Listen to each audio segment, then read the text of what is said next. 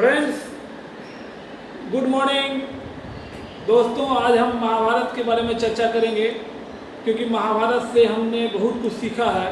हमारी प्राचीन पीढ़ी से लेकर वर्तमान पीढ़ी तक सीख रही है। महाभारत में काफ़ी सीखने योग्य घटना है। महाभारत की घटना से हम एथिक्स, डिसिप्लिन, कौशल, राजनीतिक सूझबूझ सभी सीखते हैं। तो इसमें हम आज 5 पात्र का चयन करते हैं जिनकी लीडरशिप एबिलिटी के बारे में हम चर्चा करेंगे। पहला पात्र है भीष्म पितामह। भीष्म पितामह का कमिटमेंट, दृढ़ प्रतिज्ञा के लिए वो याद किए जाते हैं।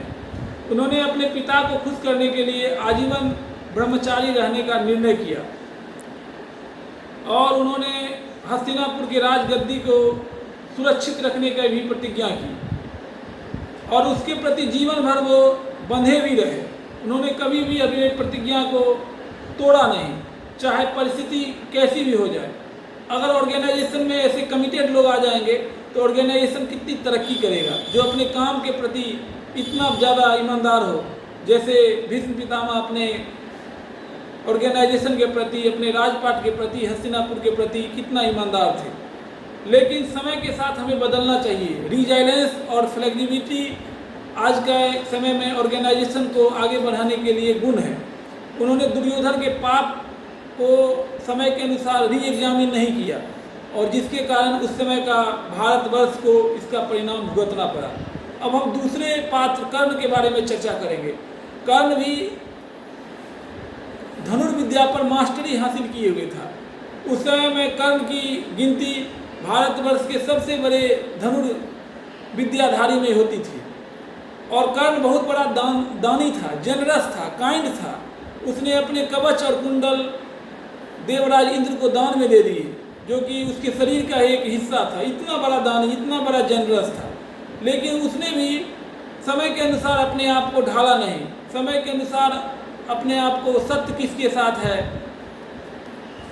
और ऑर्गेनाइजेशन में जैसे कुछ लोग होते हैं जो बॉस का चमचागिरी करते हैं, बॉस को सही बात नहीं बताते हैं, तो उसने भी कभी दुर्योधन को सही बात बताने की कोशिश नहीं की और उसका सबसे बड़ा वीकनेस दुर्योधन था, जिसके प्रति उसकी निष्ठा बहुत ज़्यादा थी और यही उसका विनाश का कारण भी बना।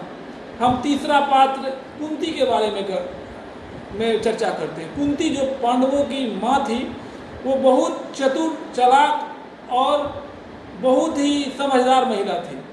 उसने निर्णय लिया कि 3 बच्चे वो पैदा करेगी, 2 बच्चे माद्री पैदा करेगी, जिससे भी उसके निर्णय में उसकी बुद्धिमत्ता झलकती है ताकि उसकी वैल्यू कम नहीं हो सके। इसके बाद उसने लिया, जब द्रौपदी 5 पांडवों ने जीत के लाया तो उसने कहा कि बांट लो। तो द्रौपदी 5 पांडवों के बीच एकता का केंद्र बिंदु बन गई। द्रौपदी के कारण 5 पांडव में अगाध प्रेम, निष्ठा, आपसी सद्भाव था।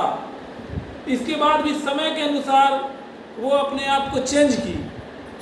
कर्ण के साथ उसका शुरू से कोई संबंध नहीं था, हालांकि उसकी माँ थी। लेकिन जब युद्ध में उसको पता चला कि कर्ण इतना बड़ा वीर है और वो मुश्किल खड़ा कर सकता है पांडवों के सामने, तो वो अपना पुराना पास्ट को भूलते हुए वो गई, अपने आप को उसने समय के अनुसार ढाला और कर्ण के पास गई और एक बहुत बड़ा कर्ण से एक ब्लेसिंग भी लेके आई। कर्ण ने एक कमिटमेंट किया कि वो 5 पांडवों पर को नहीं मारेगा। उसका एक ही टारगेट अर्जुन ही है, केवल अर्जुन ही है। तो समय के अनुसार बदलना, समय के अनुसार अपने आप को री एग्जामिन करना, ये हम कुंती के से सीख सकते हैं। इसके बाद महाभारत में एक अश्वत्थामा पात्र है जिसमें मास्टरी नहीं था। अश्वत्थामा में मास्टरी गुण नहीं था, लेकिन वह बहुत बड़ा महत्वाकांक्षी था।